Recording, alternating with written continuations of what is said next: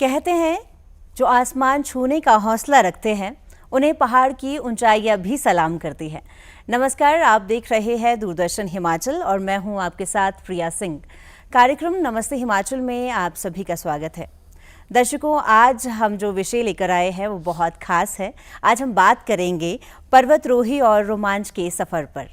और आज हमारे साथ जो शख्स है, जो शख्सियत है, वो बहुत खास है।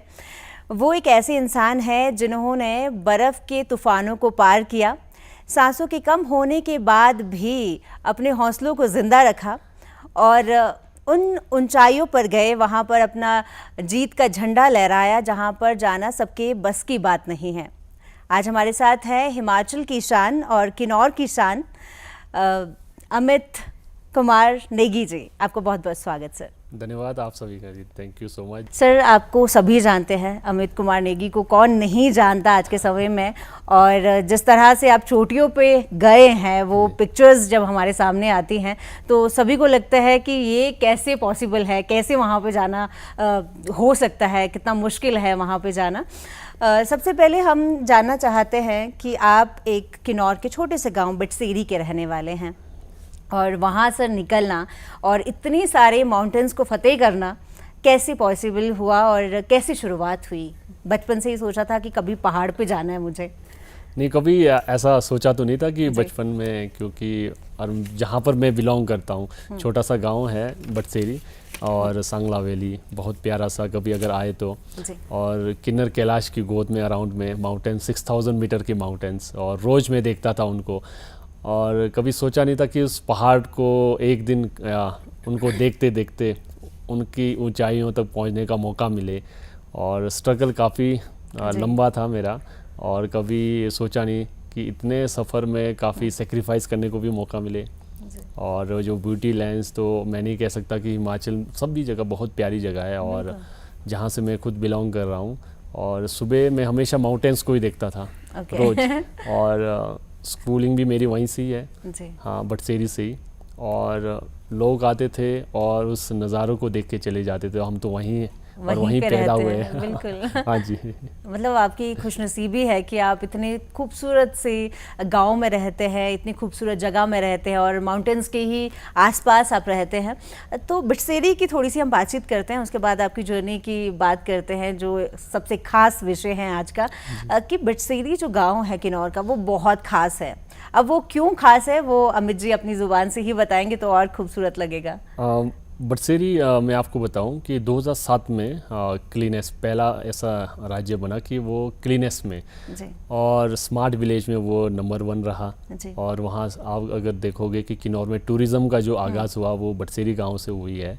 और वहाँ पर जो ब्यूटी लैंड है और स्मार्ट लोगों के और क्लीन पे सबसे ज़्यादा लोग ध्यान रखते थे, क्योंकि आज की डेट पे जितना इन्वायरमेंट और माउंटेन में आप क्लीन रखोगे उतना ही आपके लिए बेनिफिट है। और बहुत सारे, मुझे खुशी है कि 2007 में जो प्रतिभा सिंह पाटिल थे, राष्ट्रपति थे, उनके द्वारा राष्ट्रपति से सम्मानित वो गांव है।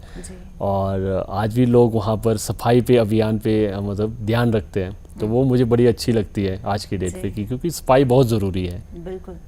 आप जो एडवेंचर करते हैं, जो आपका सफ़र है, जिसे रोमांच और जोखिम भरा सफ़र हम कह सकते हैं, तो आपके जो परिवारजन थे उनका कैसे उन्होंने हामी भरी, कैसे उन्होंने हाँ कहा कि हाँ ठीक है आप जाइए और इस तरह के जोखिम भरे सफ़र को पूरा कीजिए? किस तरह से रहा सब कुछ? नहीं, शुरुआत तो माउंटेनिंग से पहले मैं आपको बताऊं कि कभी घर वालों ने नहीं सोचा कि इस फील्ड में भी जाएगा लड़का, क्योंकि उससे पहले एज ए मैं स्पोर्ट्स पर्सन में था। तो स्पोर्ट्स ही मेरे दिमाग में था कि एज ए इंडिया के लिए रिप्रेजेंट करूं।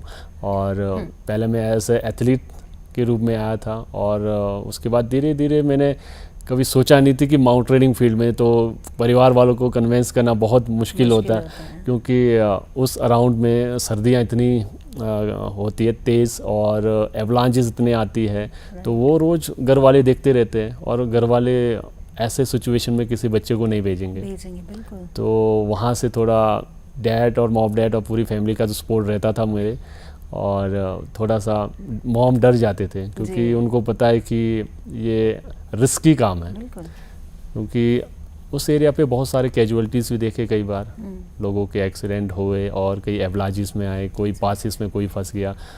तो कोई परिवार नहीं चाहेगा कि उस जो रिस्क वाली गेम में किसी बच्चे को, तो फाइनली थोड़ा कन्वेंस करके मुझे मौका मिला जाने का।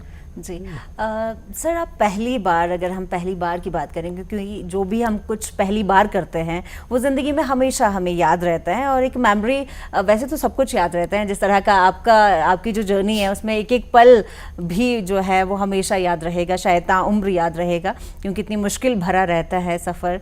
तो जब पहली बार की अगर हम बात करें तो किस तरह का टाइम था, और पहले कौन सा ऐसा माउंटेन था जो आपने पहली बार फतेह किया था, और किस तरह की वो जर्नी थी, कितनी मुश्किलें उसमें आई? शुरुआत में जो पहली जो माउंटेन है, मैं एक चीज़ ज़रूर बताना चाहूँगा कि मेरी शुरुआत हुई थी जब हमारे एक बड़ा फेमस फेस्टिवल होता है, फ्लावर फेस्टिवल, आपने सुना होगा, किन्नौर का फ्लैज। तो हम एक देवी देवताओं के लिए, ब्रह्म कमल के लिए जाते थे हम, ऑलमोस्ट 4000, 4500, 5000 मीटर तक। तो वो थोड़ा अलग एक्सपीरियंस था, क्योंकि हमारे जो सीनियर्स थे वो किस तरह से सुबह अर्ली उठ के जाना, पूजा करके फिर वो एल्टीट्यूड में पहुंचना, तो काफ़ी चीज़ें परेशानियां होती थी। एंड धीरे धीरे उसके बाद मैंने जब माउंटेन में जो मैं शिफ्ट हुआ, तो मेरा सबसे पहला माउंटेन था उस एरिया का DKD, द्रौपदी का डंडा, जहाँ से मैंने ट्रेनिंग ली थी। तो वो बड़ा अच्छा एक्सपीरियंस रहा, उसने मुझे बहुत कुछ सिखाया कि आप जिस इलाके से बिलोंग करते हो आप वहाँ के शेर हो सकते हो, लेकिन यहाँ आपको विदाउट प्रैक्टिस के आप क्लाइंब नहीं कर सकते। तो बहुत पेशेंस भी बहुत मुझे टेस्ट किया गया माउंटेन में, क्योंकि माउंटेन बहुत कुछ आपको चेक करता है। बिल्कुल। और जैसे आप कह रहे हैं कि हमें ट्रेनिंग की ज़रूरत पड़ती है, तो आपने जब भी आपको लगा कि पहली बार, क्योंकि हम चाहते हैं कि पन्ने से पन्ने को जोड़ते जाए और पूरी किताब जो अभी तक की है उसे वैसे ही सुने, तो जब आप वहाँ पर गए और आपको लगा कि नहीं अभी बहुत कुछ सीखना बाकी है, तो कहाँ से ट्रेनिंग ली? मैंने इंडिया के ऑलमोस्ट सारे इंस्टीट्यूटों से ट्रेनिंग लिया, जिसमें से मेरी शुरुआत हुई थी एज ए बेसिक, जो Nehru institute of mount training से, जहाँ से मैंने ट्रेनिंग स्टार्ट की थी। एशिया की सबसे बेस्ट इंस्टीट्यूट कहते हैं, वैसे तो ऑल ओवर जितने भी इंस्टीट्यूट है वो अपने आप में बेस्ट है। तो वहाँ से मेरी जब शुरुआत हुई। आप कह रहे हैं कि आपने सारे इंस्टीट्यूट से ही ट्रेनिंग ले ली, ऐसा क्यों सर? नहीं, मेरी क्या थी कि मैंने देखना था कि सारे इंस्टीट्यूटों में कैसे और कराया जाता है, और थोड़ा सा अलग एरिया का थोड़ा सा एक्सपीरियंस भी मिलना बहुत ज़रूरी है।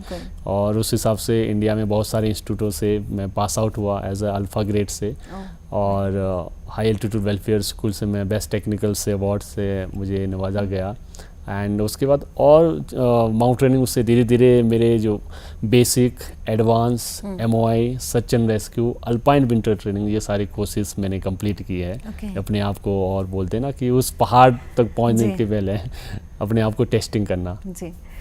वैसे तो आपने बहुत सारे पहाड़ देखे हैं, बहुत सारी ऊंचाइयों पर आप गए हैं, बहुत सारी ऊंचाइयाँ आपने छुई है, वो आपके करियर की बात करें या पहाड़ की बात करें, चोटी की बात करें, पर जब आप शिखर पर पहुंच जाते हैं, जब आप अगर पहली बात की बात करें, तो जब शिखर पर पहुंचते हैं किस तरह का वो एक्सपीरियंस होता है, किस तरह का वो पल होता है, क्या कुछ उस समय दिमाग में रहते हैं? जब आप किसी भी माउंटेन के टॉप में रहते हो, वो अलग अनुभव। मैं आपको बताऊं कि वहाँ तक पहुँचने का सबसे पहले तो, क्योंकि वहाँ पहुँचने के बाद आपको ऐसा लगता है कि आपने अपनी लाइफ में, मतलब बोलते हैं ना, बहुत अलग अनुभव कि उसको बयां करना, मतलब किसी भी वर्ड में वो एक्सपीरियंस, इतने हार्ड वर्क आपने अपने पीछे कितने सारे मतलब सेक्रीफाइस किए, है ना, क्यों किए, किस लिए किए आप उस माउंटेन के लिए, है ना। उसका टॉप में इतना मज़ा होता नहीं है ना, वो इमोशनली आपको बयां कर लेती है जब आप उस माउंटेन के टॉप पे रहते हो। और वो चीज़ें मुझे बड़ी याद आती है अभी भी, जब भी जितने भी माउंटेन से मैंने शुरुआत की, और मेरे खुद के फैमिली से भी, मेरे पूरी family, mom, dad and brother, sister also, वो काफ़ी मुझे सपोर्ट करते हैं, मोटिवेट करते हैं। तो मैं चाहता हूँ कि जब भी आगे बढ़ूँ, और उनका साथ होना बहुत ज़रूरी है। मतलब हवा, बर्फ़ और आसमान, हम इमेजिन कर रहे हैं कि उस टाइम कैसा लगता होगा। हर तरफ बर्फ़ है, आसमान है और सिर्फ हवा, बाकी कुछ नहीं, और आप एकदम शिखर पर खड़े हैं। और वहाँ पर बात करेंगे और भी वहाँ की, पर उससे पहले हम चाहते हैं कि आपसे ये भी जानें कि वो जो जर्नी होती है, जैसा हमने कहा कि सांसों की कमी भी वहाँ पर हो जाती है, जिस तरह से ऑक्सीजन एकदम कम हो जाता है, तो उस टाइम अपने आप को मोटिवेट रखना, अपने आप को वो हिम्मत देना, क्योंकि जब होता है कि शरीर थक जाता है तो भी अपने मन को स्ट्रॉन्ग करना कैसे पॉसिबल होता है सर? हाँ, जो भी माउंटेनर, जितने भी जो माउंटेनर्स है जो आने वाले, सबसे पहले तो जो भी हम माउंटेन हम चुनते हैं, देखो परेशानियां हर माउंटेन्स में होती है। ऐसा नहीं है कोई माउंटेन जो आपको इजीली आपको अडॉप्ट करे और बोले कि आ जाओ और समिट करके चले जाओ। तो हर चीज़ के लिए हमें तैयार रहना पड़ता है। माउंटेन यानी मदर नेचर, है ना, एज अ मदर कह सकते हैं। मदर जिस तरह से बच्चे को डांटती है ना, जो फिर लास्ट में उसको प्यार करती है, वैसे ही उसके टॉप में पहुंचने के लिए आपको सबसे विंड का मतलब इतनी इफेक्ट पड़ती है। एवलांचेस के कई बार हम कह नहीं सकते, कभी भी वो एवलांच टूट सकता है, या बर्फ़ का बड़ा जो ग्लेशियर है वो टूट सकता है। कई बार वेदर साथ नहीं देता। विदाउट वेदर यानी विंडो कहते हैं हम, मौसम बिना साफ के हम आगे क्लाइंब नहीं कर सकते। उसका भी टाइमिंग देखना, मेरी हर चीज़ यानी आपको हर चीज़ सोच समझ के माउंटेन में चलना पड़ता है। हाँ, बोलते हैं कि माउंटेन में not a gamma in the land of lama. तो वो चीज़ें आपको सीखनी बहुत ज़रूरी है। इमीडिएटली आप एक दिन में आप क्लाइंब करके जाओगे तो आपको लंग्स में प्रॉब्लम होगी, ऑक्सीजन में प्रॉब्लम होगी, हेडेक होगी, तो बहुत सारे जो इसमें बीमारी है, लक्षण है, EMS है, तो हाई एल्टीट्यूड माउंटेन सिकनेस, तो उसके चांसेस बढ़ जाते हैं। तो उसको अवॉइड करना है आपको, अपने बॉडी को सेफ्टी क्लाइंब। राइट। सर, अभी तक आपने कौन कौन से ऐसे माउंटेन्स हैं जिन पर फतेह पा ली है? वैसे तो सब लोग जानते हैं, और आपकी वीडियोस जब सोशल मीडिया पर आती हैं तो हम सबको बहुत ज़्यादा प्राउड होता है कि आप हिमाचल के किन्नौर के रहने वाले हैं और इस तरह की जो माउंटेन की फतेह है वो आपने हासिल की है। पर हम चाहते हैं कि आप थोड़ा सा बताएं कि कौन कौन से ऐसे माउंटेन्स हैं जिस पर अभी तक आप फतेह कर चुके हैं। तो मेरी शुरुआत हुई थी 5000 मीटर से। बेसिकली जहाँ मैं रहता हूँ ऑलमोस्ट वो 29 या 3000 आप कह सकते हैं। तो मेरी DKT द्रौपदी डंडा जो उत्तराखंड हिमालय थी, उसके बाद मैं माउंट त्रिशूल जो गढ़वाल हिमालय में मैंने की, एंड देन उसके बाद धीरे धीरे 5, 6 और दियो तिब्बा जो आपके मनाली रीजन में, एंड देन उसके बाद मैं लवुचेइस नेपाल, और फाइनली माउंट एवरेस्ट। और मुझे बड़ी खुशी हुई कि मैं उस समय 2021 में माउंट एवरेस्ट करने वाला किन्नौर से पहला सिविलियन एवरेस्टर बना हूँ। क्योंकि मिलिट्री के हमारे वहाँ बहुत सारे एवरेस्टर हैं, तो एज अ सिविलियन का, और साथ ही साथ जो आप मेरे जो कैप देख रहे हैं जो मैंने किन्नौर की ताज पहना हुआ है, कहते हैं कि हमारे जो किन्नौरी उसमें कि किसी सीनियर्स को हम घर में रिस्पेक्ट देते हैं, रिस्पेक्ट देना बहुत ज़रूरी होती है। तो वैसे ही आप एज अ माउंटेनर्स दुनिया की सबसे ऊंची माउंटेन्स को रिस्पेक्ट दो। तो मैंने शुरुआत की एवरेस्ट से, और उसके बाद कंचनजुंगा इंटरनेशनल मिलिट्री के साथ मैंने की, और मुझे इंडिया के वेस्टर्न कमांड के लेफ्टिनेंट जनरल नवके खंडूरी साहब ने ऑनर की। एंड 2023 अगेन मैंने वर्ल्ड की सेकंड डेडलिस्ट माउंटेन अन्नपूर्णा को क्लाइंब किया। क्योंकि उन तीनों माउंटेनों में मैंने ये रिस्पेक्ट की कि एज अ किन्नौरी हमेशा जो हमारा जो ताज है उससे ज़्यादा रिस्पेक्ट तो मैं नहीं दे पाऊँगा, क्योंकि माउंटेन्स हमेशा ऊपर ही हैं, ऊपर ही रहेंगे।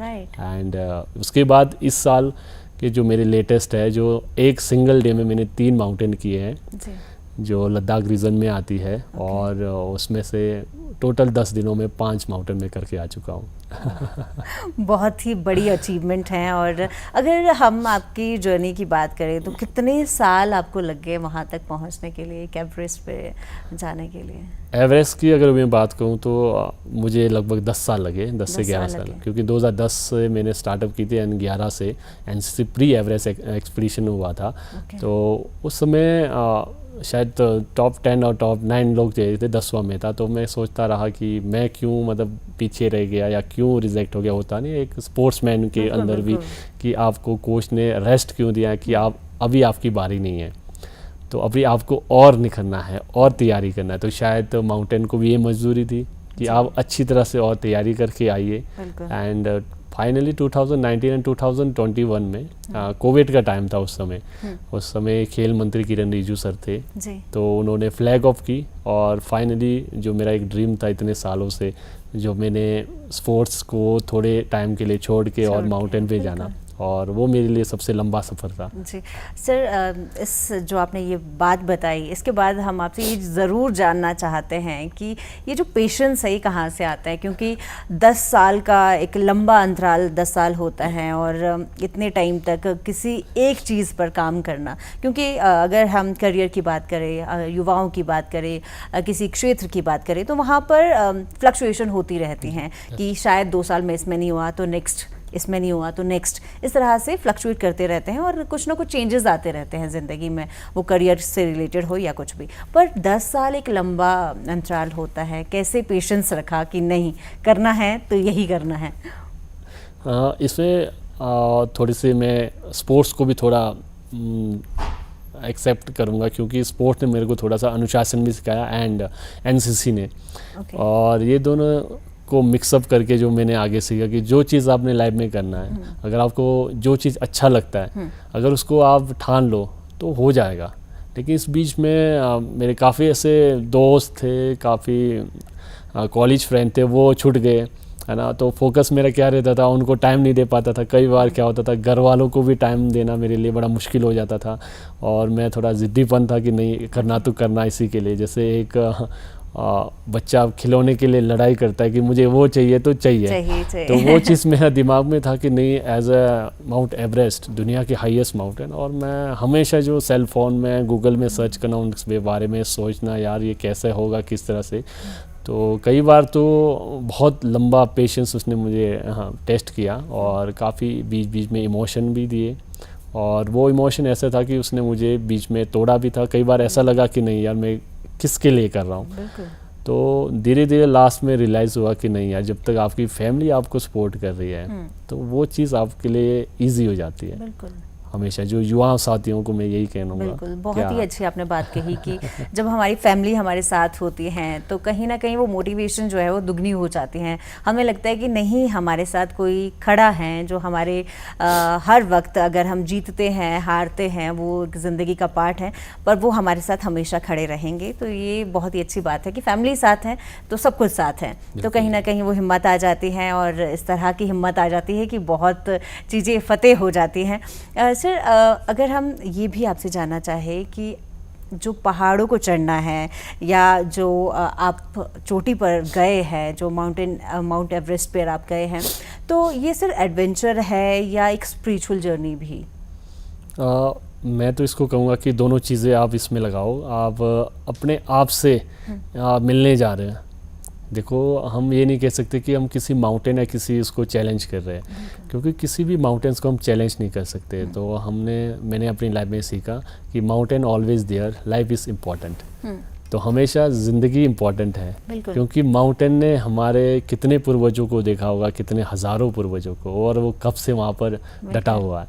तो मैं हमेशा ये देखता हूँ कि नहीं, कहीं भी आप जा रहे हैं, आप अपने आप की खोज पे निकलो, अपने आप को कितना आप फिट रखते हो, है ना। और माउंटेन से भी सीखना है, और माउंटेन को भी आप क्या गिफ्ट देते हो, या क्या उससे फैक्ट करते हो कि नहीं, मैंने उनके लिए भी कुछ छोड़ना है। तो वो ज़रूरी है। बहुत ही अच्छी आपने बात कही कि खुद को मिलने के लिए आप माउंटेन्स पे जा सकते हैं, और इस तरह की जर्नी जो रहती है वो कहीं ना कहीं आपको खुद से मिलाती हैं, आप में वो सुकून लेकर आती हैं, आप में जो खुद को आप भीड़ भड़ाके वाली जो ज़िंदगी होती है उसमें नहीं पहचान पाते, पर इस तरह की जो जर्नी होती हैं कहीं ना कहीं आप खुद को और अच्छे से जान पाते हैं, एक्सप्लोर कर पाते हैं। सर, जो हम आपकी जर्नी पे बात कर रहे हैं तो एक ख्याल हमारे जहन में आ रहा है कि जब आप जाते हैं तो खान पान का क्या कुछ रहता है, किस तरह से हो पाता है, क्योंकि हमें तो हर तरफ पहाड़ दिख रहे होते हैं, बर्फ़ ही बर्फ़ दिख रही होती है, उसके बीच खान पान का क्या कुछ रहता है? खान पान का नॉर्मल जो बेस कैम्प है, जो 5300 मीटर की हाइट पे, तो वहाँ पर तो आपको नॉर्मल जो आप खाते हैं ऑलमोस्ट आपको वेज नॉन वेज रोटी ऑलमोस्ट वो सेम सब कुछ मिल जाता है। लेकिन उसके बाद असली आपका चैलेंज स्टार्ट होता है, जैसे कैंप 1, कैंप 2, कैंप 3, इसमें 4 कैंप लगते हैं। तो उसके बाद हम ज़्यादातर ड्राई फ्रूट या फिर सूप, मैगी, नूडल्स जो जल्दी पचे, क्योंकि जितने एल्टीट्यूड पे जाओगे, जितना हैवी आप फूड खाओगे, तो उसमें क्या है प्रॉब्लम कि ऑक्सीजन आपको नहीं मिलेगा, वो रिवर्स आपको बाहर फेंकेगा।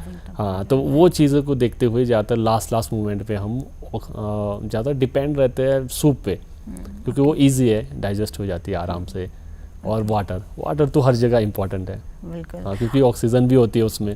जी, और आपके लिए शायद मुश्किल भी हो जाता होगा, जहाँ तक खाना मिल रहा है वहाँ तक बोझ भी कम है, उठाने के लिए और कुछ ऐड हो जाता होगा, उसके बाद वही उठाना भी है, चढ़ना भी है, जाना भी है, तो शायद वो ज़्यादा मुश्किल हो जाता होगा उसके बाद। नहीं, बहुत बहुत मुश्किल, क्योंकि वहाँ ऐसे लगता है कि एक छोटी सी चीज़ भी आपको ऐसे लगता है कि वो 1-2 किलो बढ़ गई। मैं पावर बैंक ले गया, ऐसे लगा कि मैं पावर बैंक क्यों ले गया उसमें। तो ये है कि ऊपर कई बार एल्टीट्यूड पे कई बार हमारी ना बैटरी ड्रेन हो जाती है, तो पावर बैंक की बड़ी ज़रूरत होती है। तो पावर बैंक भी मैंने 2-3 उसको सॉक्स पहना दिए थे। तो इतनी टेम्परेचर कई बार डाउन चली जाती है, तो चैलेंजिंग माउंटेन बहुत ज़्यादा है, क्योंकि बर्फ़ में वैसे ही चलना इतना मुश्किल होता है, और इस तरह का जब हमारे पास सामान है और आपका एक लक्ष्य है जो निर्धारित किया हुआ है कि मुझे यहाँ पर पहुँचना है, तो शायद और ज़्यादा मुश्किल हो जाता है। पर आपका दिमाग ही है जो आपके साथ रहता है, आपका मन ही है जो आपको स्ट्रॉन्ग करता है। तो उस पर हम आपसे स्पेशली जानना चाहते हैं कि कैसे खुद को आप मोटिवेट रखते हैं, कोई एक्सरसाइज होती है या ब्रीदिंग इस तरह की होती है, क्या कुछ होता है, कैसे मेंटली इतना स्ट्रॉन्ग रह पाते हैं आप लोग? मैं मेंटली के लिए मैं सुझाव देता हूँ कि सबसे ज़्यादा आप मॉर्निंग वॉक पे आप ज़रूर जाइए। एक सिंपल वॉक होती है, ठीक है, और लोग रोड्स के द्वारा सीधी, मैं वर्टिकल उसमें ज़्यादा प्रैक्टिस करता हूँ। वर्टिकल आप समझ रहे हो कि सीढ़ियाँ चढ़ना हो या फिर अप एंड डाउन हो, मैक्सिमम आपके पीठ पे 2 या 3 किलो होना ही चाहिए, क्योंकि आदत होनी चाहिए माउंटेन पे जाते हैं। और हमेशा जब माउंटेन में जा रहे हो, है किसी चीज़ की आप शुरुआत करें या जो भी कर रहे हो, तो आप में खुशी होनी चाहिए, हैप्पीनेस होनी चाहिए। आप वो किसी और के लिए नहीं, अपने लिए कर रहे हैं। हमेशा जब मॉर्निंग में जब भी उठते हैं, ठीक है, अपनी सबकी एक्सरसाइज अलग होती है, तो ये चीज़ ज़रूर मैं अपने आप को स्ट्रॉन्ग करता हूँ कि मैं जब भी कहीं भी जाता हूँ उस एरिया पे हमेशा उस माउंटेन्स का रिस्पेक्ट या धन्यवाद करता हूँ कि आज मैं यहाँ तक पहुँचा हूँ, है ना जी, और कल भी पहुँचना चाहूँगा। बिल्कुल। तो मेरे दिमाग में हमेशा मेंटल को ये है कि आप कर सकते हो, बस जब तक आपके अपने बॉडी को आप नहीं कहोगे कि नहीं यार आप वहाँ तक जा सकते हो, नहीं जा सकते हो, अगर जा सकते हो तो आप जा सकते हो, लेकिन उसको किस पेशेंस से, कितने प्यार से। हाँ, ओके सर, कभी ऐसा लगा कि शायद आगे जाना मुश्किल है, या मतलब कभी इस तरह की सिचुएशन आ गई हो कि शायद अब बहुत मुश्किल हो रहा है, अब शायद वापस लौटना भी बहुत मुश्किल है, कभी इस तरह की सिचुएशन? क्योंकि बहुत बार हम इस तरह की न्यूज़ पढ़ते हैं या देखते हैं कि बहुत सारे लोग जो होते हैं वो इस तरह का जब सफ़र तय करते हैं तो उसमें कई बार जान का भी खतरा रहता है, और बहुत सारे लोग जो होते हैं वो अपनी जान गंवा भी लेते हैं।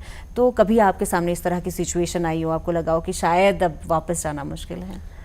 नहीं, एक काफ़ी अच्छी जो सिचुएशन जो आपने की, तो वहाँ से थोड़ा मैं इमोशनल हो जाता हूँ, क्योंकि मैंने काफ़ी अच्छे फ्रेंड्स, एक मेरा काफ़ी अच्छा दोस्त बने थे, नॉइल्स हैना, नॉर्वे के थे, तो अन्नपूर्णा की बात है ये। तो हम सारे कैंप तक हम साथ रहे, तो सडनली लास्ट वाले कैंप से हम बिल्कुल ठीक थे, उनकी थोड़ी तबीयत ख़राब थी, हाई एल्टीट्यूड पे हमेशा हो जाती है आपको, तो शायद आई थिंक उनके लंग्स में वाटर भर गया था क्या, या फिर वो काफ़ी खांस रहे थे। तो मैंने कहा कि आप वापस चले जाओ, नेक्स्ट डे आपने आ जाना। तो उन्होंने कहा कि नहीं नहीं हम साथ चलेंगे।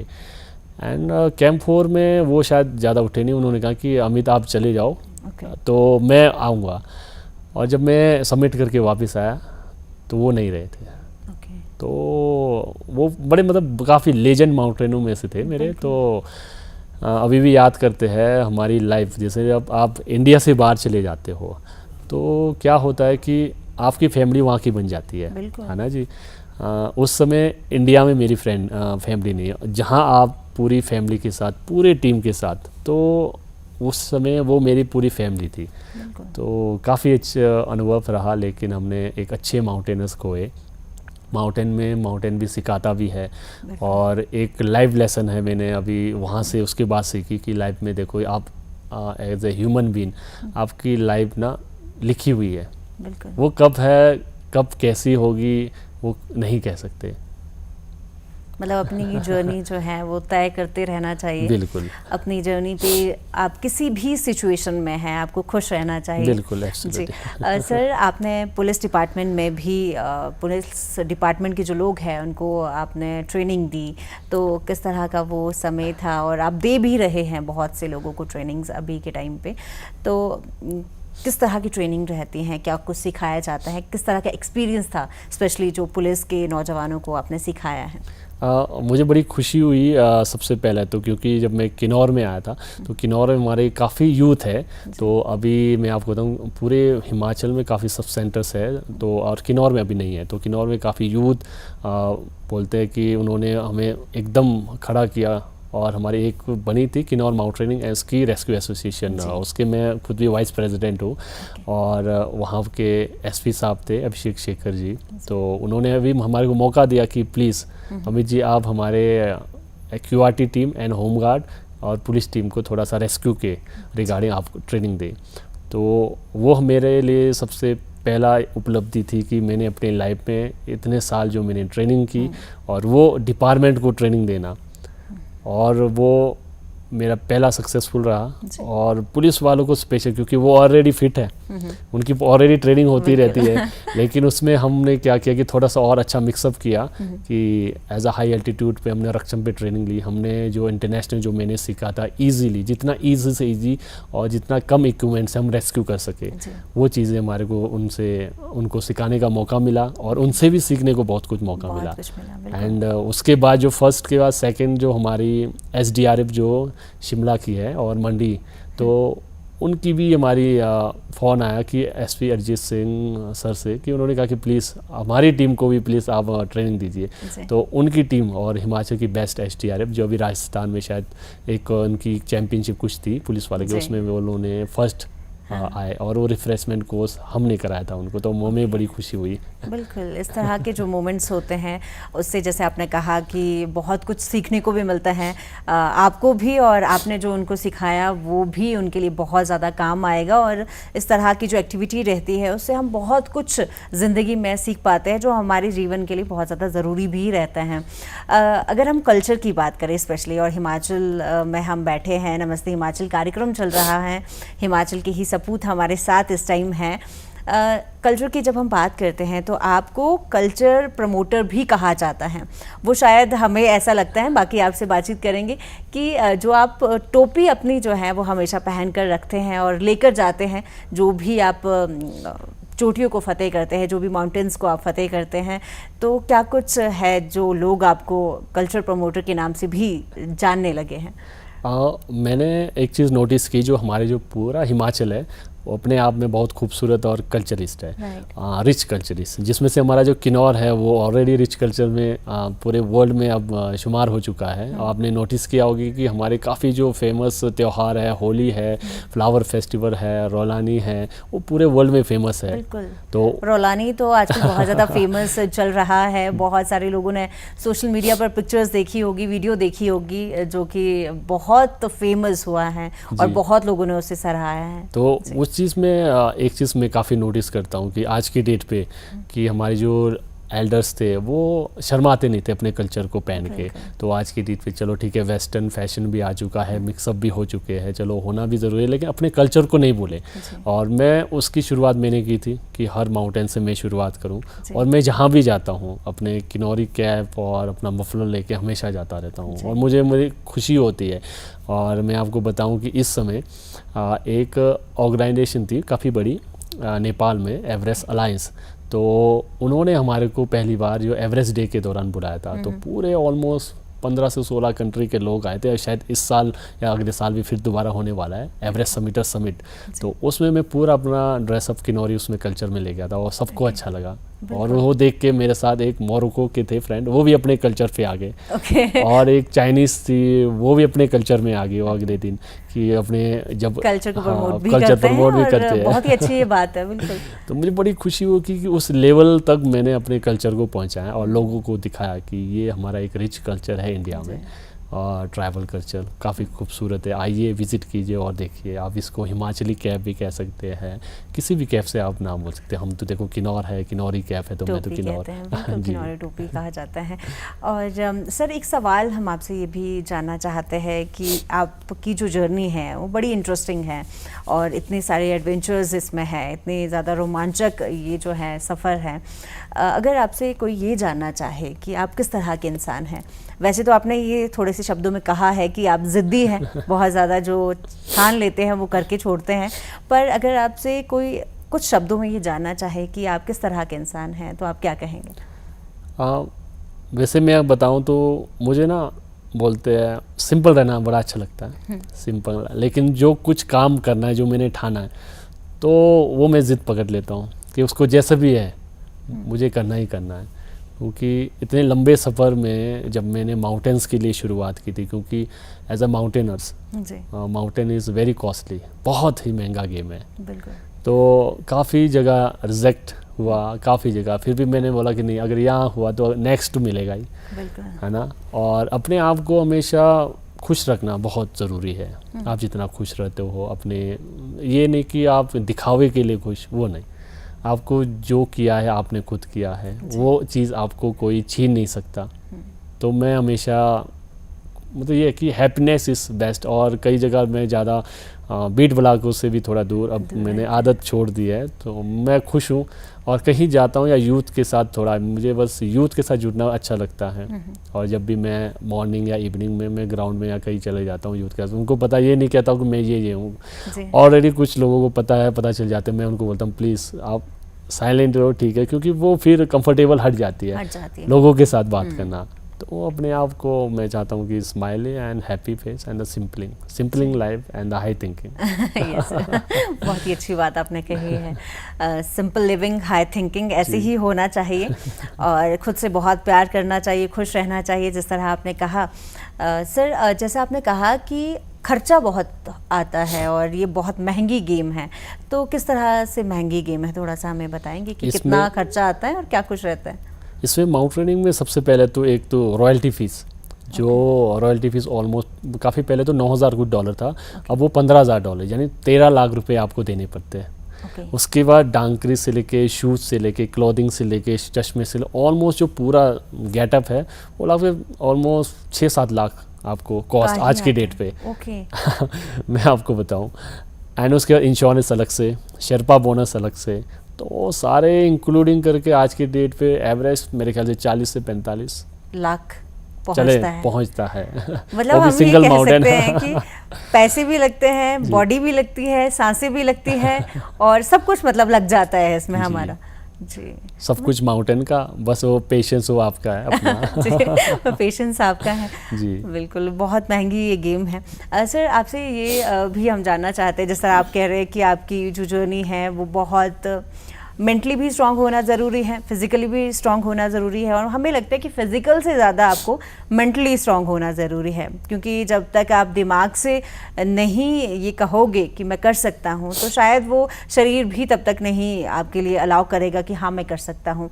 तो आज के समय की बात करें, यूथ की बात करें, तो जो नशा है वो कहीं ना कहीं बहुत ज़्यादा फैल रहा है हमारे देश विदेश में। जो हमारे युवा हैं वो इससे ग्रस्त हो रहे हैं, चाहे स्कूलिंग की हम बात करें, कॉलेज की, यूनिवर्सिटी की, तो नशा जो है सभी को चपेट में ले रहा है। तो ऐसे में आप जैसे जो युवा है, आप जैसे जो आइडल है, उनकी बात बहुत अहम हो जाती हैं, और लाइफ में जिन्होंने इतना कुछ किया है, तो सर कैसे, किस तरह से अपने युवाओं को इससे दूर रखा जा सकता है, क्या कुछ किया जा सकता है? देखो, इसमें मैं आज की जनरेशन को तो मैं नहीं कह सकता किस तरह से वो अपने आप को अडॉप्ट करती है, लेकिन एक चीज़ ज़रूरी है कि जो फैमिलीज़ को उनके साथ दोस्ती ये बहुत ज़रूरी है, फ्रीडम। तो आप अपने बच्चों के साथ अपने जितने फ्रेंडली रहोगे वो सबसे बेस्ट रहेगा। और सेकंड, आपका ऑप्शन बहुत सारा है, यानी आप अगर नशे से दूर रहना है तो आपका स्पोर्ट्स है, स्पोर्ट्स में बहुत सारे हैं। अगर ठीक है आपको स्पोर्ट्स में भी कुछ ज़्यादा लोगों को इंटरेस्ट नहीं होता है तो एडवेंचर में आइए, एडवेंचर का नशा कीजिए। एडवेंचर में देखो आज की डेट पे पैराग्लाइडिंग है, स्की है, माउंटेनिंग है, रॉक क्लाइंबिंग है, तो बहुत सारे मतलब एक्सट्रीम गेम है। कोई 4x4 व्हीकल लेके अपने आप को निकल जाता है, तो आपके पास ऑप्शन बहुत है। तो मैं युवा साथियों से एक चीज़ तो ये ज़रूर कहना चाहूँगा कि देखो, लाइफ है आपकी, एक सिंगल लाइफ है, उस सिंगल लाइफ को आप देखो, जितना आप इंजॉय कर सकते हो, जितना आप एक्सप्लोर कर सकते हो। दुनिया, ये मत सोचो कि दुनिया आपको क्या कहती है ना जी, कि आप नहीं कर सकते।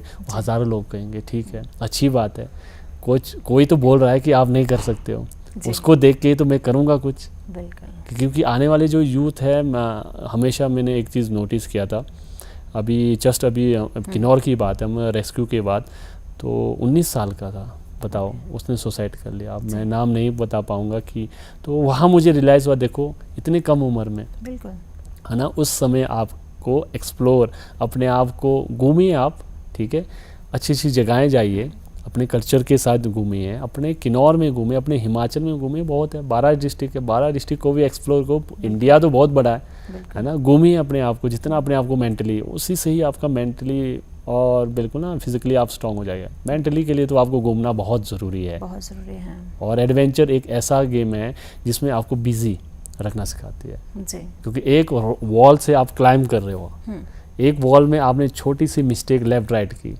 तो आप चले गए। तो इसलिए मेंटल क्या बताते हैं आपकी बॉडी को, पूरे जो मांसपेशियों, क्योंकि आपने ध्यान क्या रखना है, रोप पे। मतलब फोकस आपको रहना पड़ेगा, या तो आप जा सकते हैं वापस नीचे। बिल्कुल, एब्सोल्युटली, बिल्कुल। तो ये बहुत ज़रूरी है जी।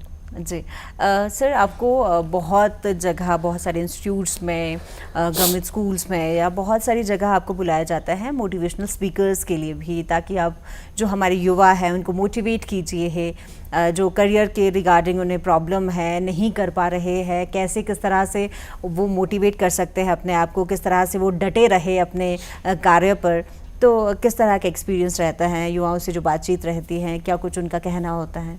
अभी तक ऑलमोस्ट मैंने शिमला की तो काफ़ी मुझे इंस्टीट्यूटों में बुलाया गया शिमला, जैसे मैं खुद भी अपने कॉलेज जैसे कोटशिरा, वहाँ पहली बार एज ए चीफ गेस्ट के उसमें कभी सोचा नहीं था, वो मेरे लिए शौक़ था। और वहाँ अपने कॉलेज के प्रिंसिपल्स से, स्टूडेंट्स से लेके और जितने जो हमारे टीचर हैं, एंड उसके बाद कॉलेजेस में मैंने अटेंड की, RKMB, Solan, Shoolini university, and Manera academy army, and बहुत सारे ऐसे वहाँ से जितने भी यूथ है आज की डेट पे, वो हमेशा ये क्वेश्चन करते कि सर आपका एक्सपीरियंस, आपको कैसा महसूस हुआ, है ना, आपको लगा नहीं आपने इतना इन्वेस्ट की, वो सही चीज़ में जा रही है।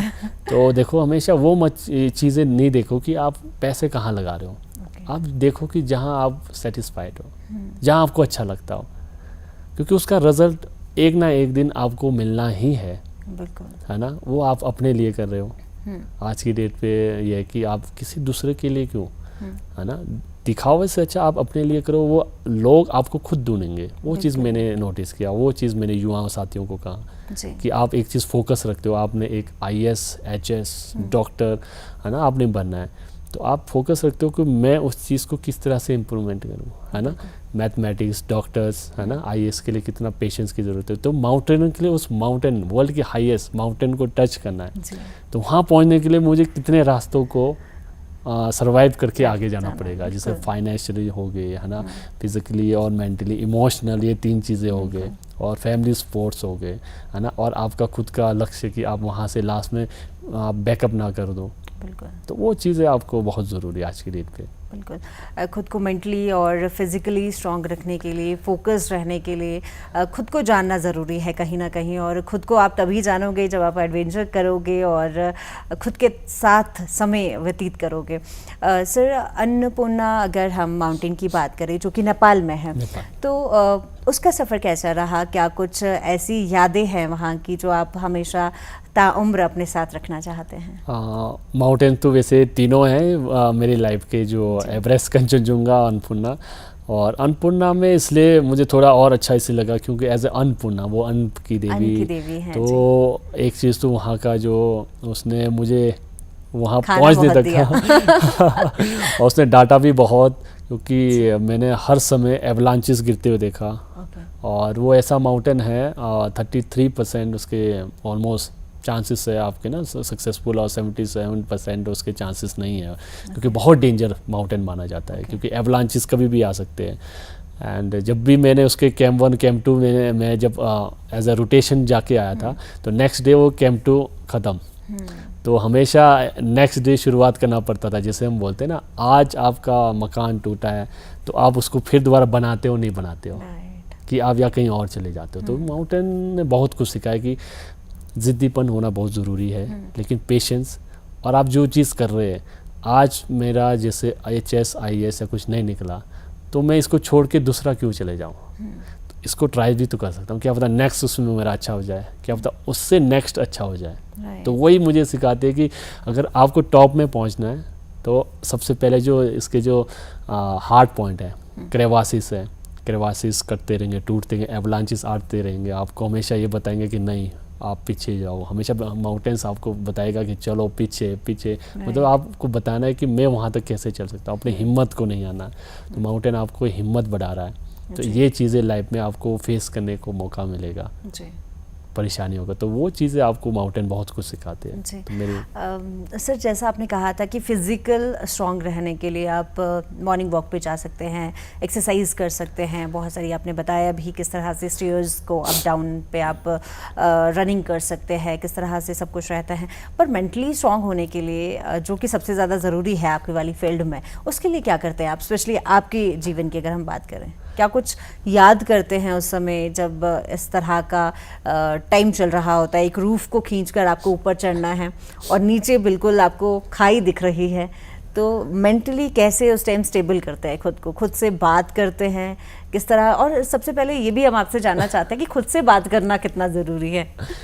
नहीं, माउंटेन में तो वैसे तो जब आप जाते हैं तो वहाँ पर नेटवर्क तो होती नहीं है खुद से, या फिर खुद से तो भी ज़रूरी है अपने आप से, और दूसरा जो आपके जो बडीज़ है, हमेशा हम बडीज़ में चलते हैं, तो वो इसलिए ज़रूरी है कि क्या होता है कि कई बार जब हम वॉशरूम या कहीं बाहर जाते हैं तो बडीज़ का जाना, यानी इन केस कभी क्रेवास खुल गया तो वो कहीं वो नीचे चला गया तो मैं उसकी सेफ्टी कर सकता हूँ, अगर मैं कहीं रिस्क में चला गया तो वो मेरी सेफ्टी। तो हमेशा माउंटेन में हम सिंगल पे नहीं चलते, बडीज़ पे चलते हैं। तो बडीज़ यानी आपकी लाइफ लाइन होती है कि लाइफ में कुछ भी हो।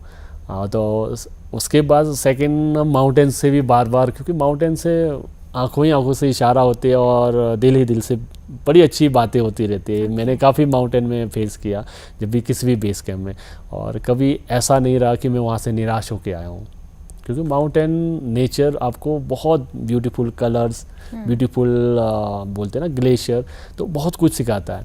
तो वो चीज़ मैंने नोटिस की। उसके बाद हमने थोड़ा क्लाइमेट चेंज के ऊपर भी हमने काम किया, एंड उसमें हमने काफ़ी गार्बेज भी उठाए बड़े बड़े वहाँ पर, क्योंकि हमें माउंटेन्स में हम क्लाइंब तो कर रहे हैं तो माउंटेन्स को कुछ, हाँ बिल्कुल बिल्कुल, उनको कुछ देना भी बहुत ज़रूरी है। किस तरह का, जैसे आपने कहा कि गार्बेज भी उठाया, और किस किस तरह का काम किया आपने जो क्लाइमेट के लिए? अभी तक जो मेरे कंचनजुंगा अन्नपूर्णा में था, मैं इंटरनेशनल क्लाइमेट चेंज पे भी मैं काम कर चुका हूँ, जिसमें मैं अभी हिमाचल की तरफ से एज ए कंट्री को रिप्रेजेंट कर रहा हूँ।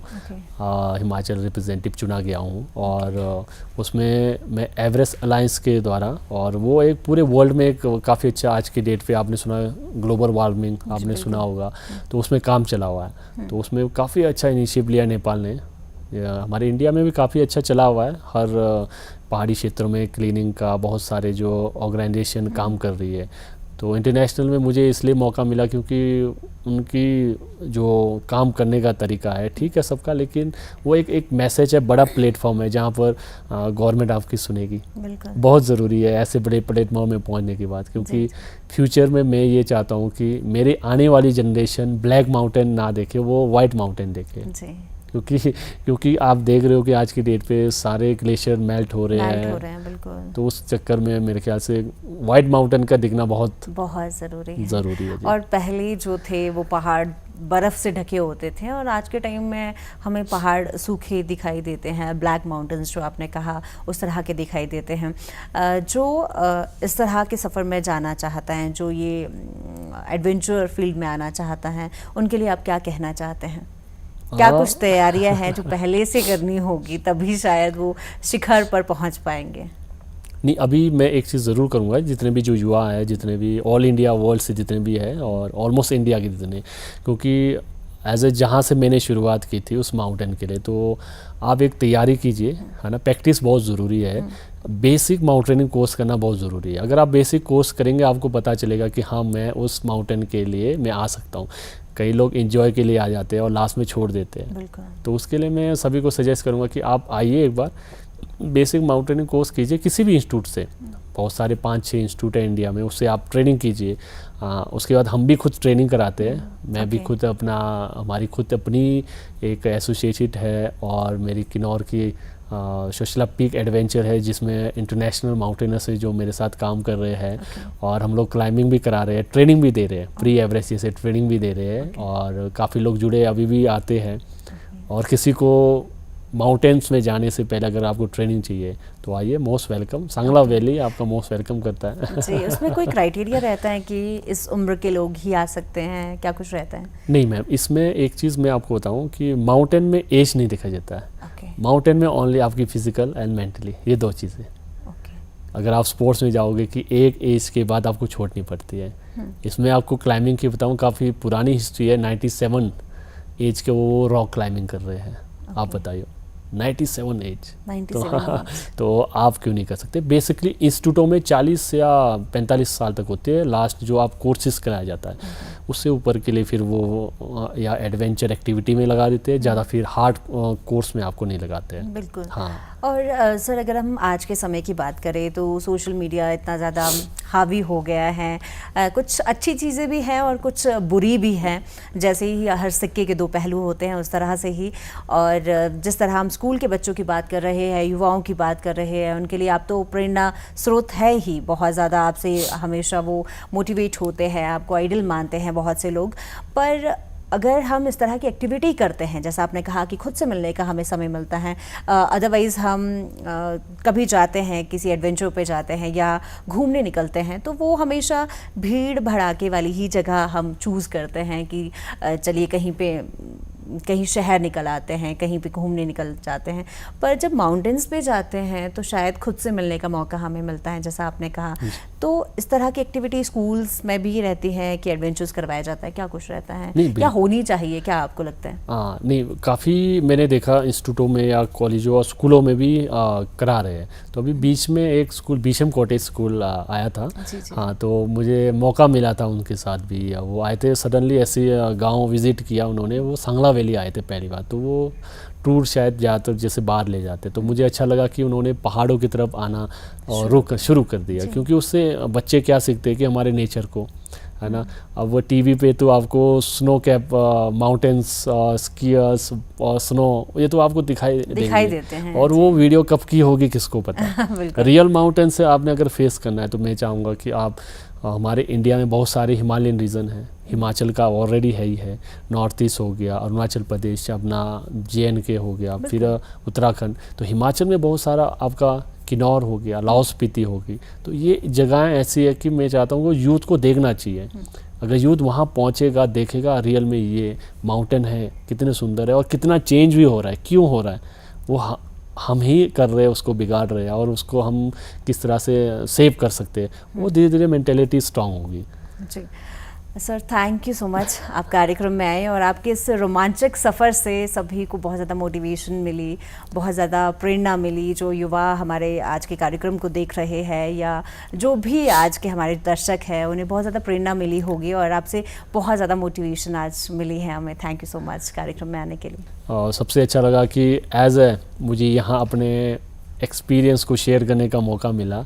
और जितने भी जो यूथ है, शायद अगर वो देख रहे या सुन रहे हो, तो उनसे यही कहूँगा कि प्लीज़ आप घर से निकलिए, अपने लाइफ के लिए, अपने लिए कीजिए, एंजॉय कीजिए। एंड कभी भी आपको लगता है तो प्लीज़ आप अमित नेगी, और कभी भी किन्नौर या एडवेंचर से रिलेटेड कुछ अगर करना चाहते हैं। बाकी मेरा प्रोजेक्ट है बहुत जल्दी नया, वो बहुत जल्दी आने वाला है, एंड कमिंग सून नेक्स्ट जो नए 8000 मीटर के लिए। Thank you so much. Thank you. तो इसी के साथ आज का कार्यक्रम यहीं समाप्त होता है। कल आपसे फिर मुलाकात होगी एक नए विषय के साथ। तब तक के लिए नमस्कार।